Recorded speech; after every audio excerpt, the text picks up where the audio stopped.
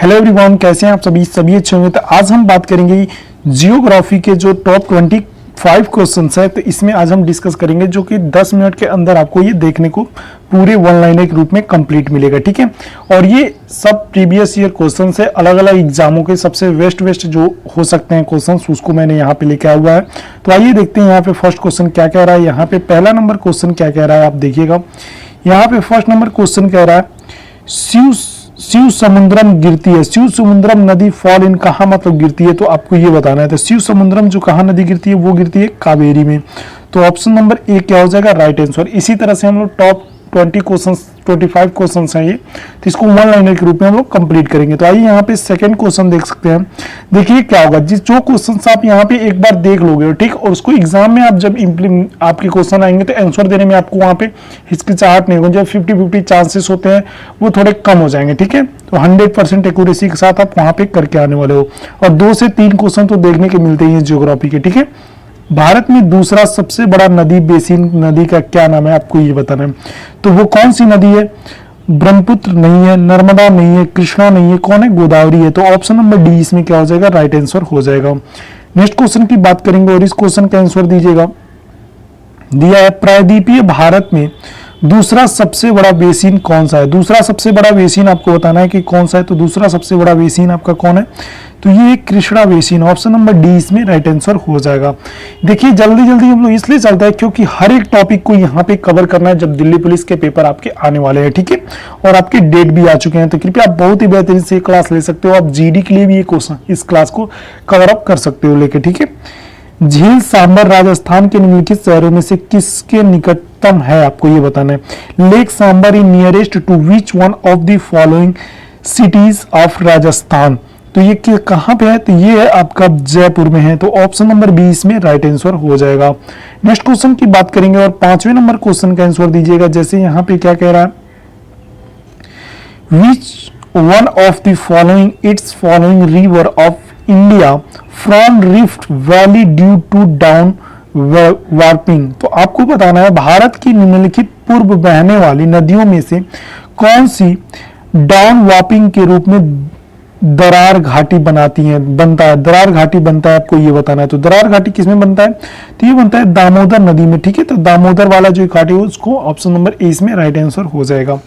Next question की बात करेंगे और इस क्वेश्चन का आंसर दीजिएगा। जैसे यहाँ क्वेश्चन क्या कह रहा है, विशेष रूप से जापान को लो अयस्क के निर्यात के लिए विकसित बंदरगाह, मतलब लो अयस्क के लिए विकसित बंदरगाह जापान में कौन सा है, आपको ये बताना है। तो ये कि कौन सा बंदरगाह को किया गया था, तो इसको किया गया है आपका मां पारादीप को, ठीक है। पारादीप ऑप्शन नंबर सी इसमें क्या हो जाएगा, राइट आंसर हो जाएगा।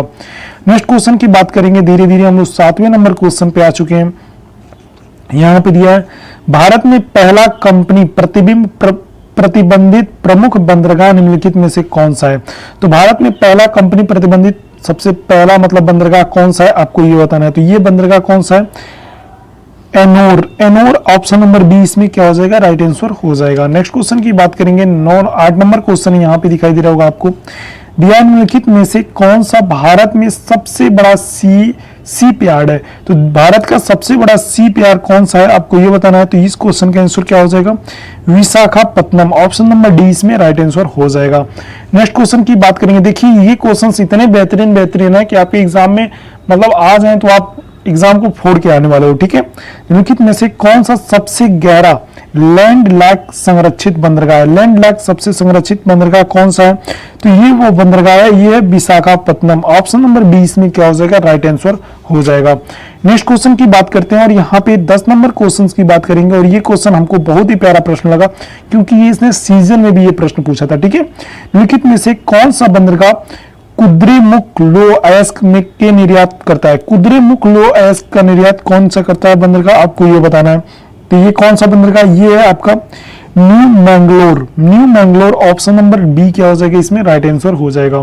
नेक्स्ट क्वेश्चन की बात करेंगे और इस क्वेश्चन का आंसर दीजिएगा। दिया है यहाँ पे तिब्बत नदी सांगपो राज्य के मध्य से भारत में प्रवेश करती है। तो कौन से राज्य से भारत में प्रवेश करती हैं, आपको ये बताना है।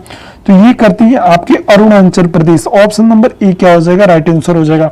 आप अरुणाचल प्रदेश के मुख्यमंत्री कौन है प्रेजेंट टाइम पे, आप इसको जरूर से कमेंट करके बताइएगा, ठीक है। नेक्स्ट क्वेश्चन की बात करेंगे, यहाँ पे दिया है तिब्बत में मानसरोवर झील के पास जिस नदी का स्रोत है वो कौन सी नदी है।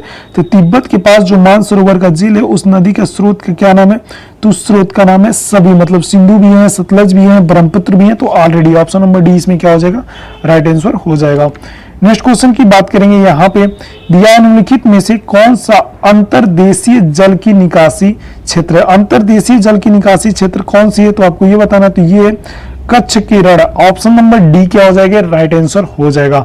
ये जल निकासी कहां पे उपलब्ध है आपको ये बताना है, कच्छ का रण। आप कमेंट बॉक्स में जरूर पिन करिएगा, ठीक है। क्योंकि देखो अगर जो कोई भी चीज आप लिख देते हो ना तो समझो वो आपको याद हो गया, ठीक है। नेक्स्ट क्वेश्चन की बात करेंगे, निम्नलिखित में से कौन सी नदियां महाराष्ट्र और गुजरात से होकर बहती हैं। तो कौन सी नदी है जो महाराष्ट्र और गुजरात से होकर बहती है, तो वो नदी है ताप्ती नदी। ऑप्शन नंबर डी क्या हो जाएगा, इसमें राइट आंसर हो जाएगा। इसी तरह से आप देख रहे हो धीरे धीरे ये जीडी के भी ये क्वेश्चन, ये बहुत अच्छा बेसिन वाला प्रश्न सीएचएसएल में आया हुआ प्रश्न है। नदी बेसिन जिसे भारत का रूर कहा जाता है, तो भारत का रूर किसे कहा जाता है, कौन सी नदी को, तो आप ये वाला नदी कौन सा हो जाएगा, दामोदर नदी। ऑप्शन नंबर ए क्या हो जाएगा, इसमें राइट आंसर हो जाएगा। नेक्स्ट क्वेश्चन की बात करेंगे, धीरे धीरे हम लोग इस कंप्लीट सेशन को कंप्लीट करने के लिए मात्र 3 से 4 मिनट और लगेंगे और इसको हम लोग पूरी तरह से एकदम बेस्ट क्वेश्चन 25 क्वेश्चन आपके एग्जाम ओरिएंटेड पीआईक्यू ये कंप्लीट होने वाला है। निम्नलिखित में से कौन सी भारत की सबसे लंबी नदी है, तो भारत की सबसे लंबी नदी जो है वो कौन है, तो वो है आपकी गंगा। ऑप्शन नंबर ए क्या हो जाएगा, राइट आंसर। सबसे छोटी नदी कौन सी है आप कमेंट बॉक्स में पिन करके बताइएगा, ठीक है। निम्नलिखित में से कौन सा प्रश्न है यहाँ पे आपको बताना है, प्रायद्वीपीय भारत की सबसे लंबी नदी कौन सी। प्रायद्वीपीय भारत की सबसे लंबी, the largest river in influencer on India is, प्रायद्वीपीय नदी कौन सी है, तो ये वाली नदी कौन हो जाएगी, तो ये वाली नदी है गोदावरी। ऑप्शन नंबर बी इसमें क्या हो जाएगा, राइट आंसर हो जाएगा। नेक्स्ट क्वेश्चन की यहाँ पे बात करेंगे और इस क्वेश्चन का आंसर दीजिएगा, क्या कह रहा है, निम्नलिखित में से किस नदी को भारत की दुख नदी के रूप में जाना जाता है। तो भारत की दुख नदी के रूप में हम किसको जानते हैं, तो वो जानते हैं कोसी नदी को। जो बिहार के क्षेत्र अलग अलग क्षेत्रों में मतलब जलस्तर बढ़ के मतलब क्या होता है, बाढ़ आते हैं, तो इसी के कारण कोसी नदी को भारत का दुख की नदी माना जाता है, ठीक है। नेक्स्ट क्वेश्चन की इसका प्रकोप खासकर बिहार में रहता है। नेक्स्ट क्वेश्चन की बात करेंगे, भारत में सबसे ऊंचा झरना कहाँ है, झरना है सबसे ऊंचा झरना कौन है, इस चारों ऑप्शन में आपको बताना है। तो सबसे ऊंचा जो झरना है वो कौन सा है, जोंग झरना है। तो ऑप्शन नंबर बी क्या हो जाएगा, राइट आंसर हो जाएगा। ऑलमोस्ट हम लोग कंप्लीट के रूप में पढ़े हैं, 20 नंबर क्वेश्चन पे आ चुके हैं। तो इस क्वेश्चन का आंसर दीजिएगा, किस राज्य में जोंग फॉल्स स्थित है। देखिए वहां पे हमने क्या पढ़ा, जोंग मतलब सबसे बड़ा झरना है, और यहाँ पे क्या करना, किस राज्य में जोंग मतलब जो झरना है फॉल्स है वो कहां पे मतलब स्थित है, किस राज्य में स्थित है, तो ये स्थित है आपका कर्नाटका में। ऑप्शन नंबर 1 बी क्या हो जाएगा, राइट आंसर हो जाएगा। नेक्स्ट क्वेश्चन की बात करेंगे 21 नंबर क्वेश्चन का, निम्नलिखित में से कौन सा भारतीय राज्य इंडो बांग्ला सीमा में नहीं है। तो मतलब इंडो बांग्ला सीमा में कौन सा राज्य नहीं मतलब आता है, तो ये कौन सा राज्य नहीं आता है, तो मणिपुर जो है वो नहीं आता है। तो ऑप्शन नंबर डी क्या हो जाएगा, राइट आंसर हो जाएगा। नेक्स्ट क्वेश्चन की बात करेंगे, यहाँ पे ये क्वेश्चन कर रहा है, पोर्ट ब्लेयर में कहाँ स्थित है। पोर्ट ब्लेयर कहाँ स्थित है आपको ये बताना, उत्तरी अंडमान, दक्षिणी अंडमान, मध्य अंडमान और लिटिल अंडमान। देखिए आपने अंडमान निकोबार तो पढ़े ही होंगे, लेकिन ये कौन सी दिशा में, इसलिए क्वेश्चन यहाँ पे बहुत ही मतलब इंटरेस्टिंग बना सकता है आपको। तो ये दक्षिणी अंडमान में होगा। तो ऑप्शन नंबर बी क्या हो जाएगा, राइट आंसर हो जाएगा।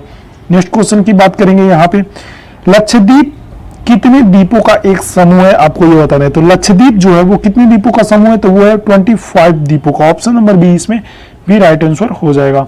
नेक्स्ट क्वेश्चन और ये सेकंड लास्ट क्वेश्चन है, तो इसको आप जरूर कमेंट बॉक्स में पिन करो, क्योंकि अब तक मैंने 23 क्वेश्चन जो बताया वो आपके एग्जाम ओरिएंटेड ही है, ठीक है। सबसे छोटा केंद्र शासित प्रदेश कौन सा है, तो सबसे छोटा केंद्र शासित प्रदेश की बात किया जाए तो वो आपका लक्षद्वीप ही है। तो ऑप्शन नंबर सी इसमें राइट आंसर हो जाएगा। और ये रहा प्यारा क्वेश्चन, लास्ट क्वेश्चन। और आपको ये वीडियो बहुत अच्छी लगी हो तो कमेंट बॉक्स में जरूर पिन करिएगा और अपने दोस्तों के पास शेयर करके इस चैनल को सब्सक्राइब भी कर लीजिएगा, ठीक है। श्योक किसकी एक सहायक नदी है, श्योक किसकी एक सहायक नदी है, तो वो आपका सिंधु नदी जो है, सिंधु है उसकी एक सहायक नदी है। तो ऑप्शन नंबर बी इसमें राइट आंसर हो जाएगा। आई होप आपको ये सेशन पसंद आया हो, चैनल को सब्सक्राइब करिए। Thank you so much.